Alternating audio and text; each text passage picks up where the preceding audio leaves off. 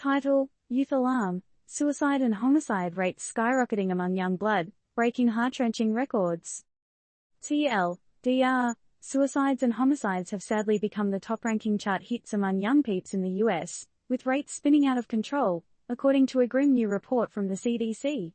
Homicide rates last peaked when Titanic swept the Oscars in '97, and suicide rates haven't been this high since bell bottoms and peace signs were the rage in '68.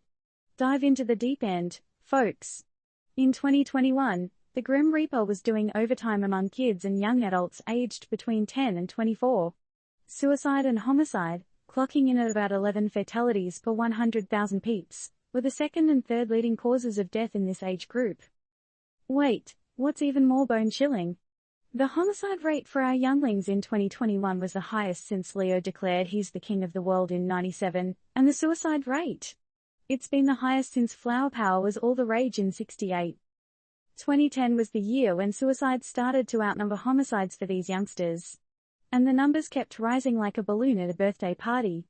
But hold up, the plot thickens in 2020, when COVID-19 decided to crash the scene. Homicide rates also decided to join the ascent, causing both types of violent death rates to meet for the first time in a decade.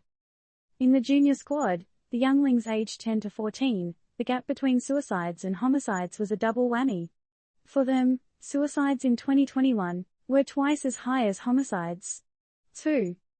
So, if it's all gloom and doom, where's the silver lining? Well, we did see a glimmer of hope with the earlier research. It found that kids heading to ERs for suicidal thoughts were increasing even before Miss Rona entered our lives, but guess what? Almost half of them didn't get the follow-up care they needed. Isn't that a wake-up call? Fast forward to the COVID era, and you'll find a CDC report that plays like a horror movie.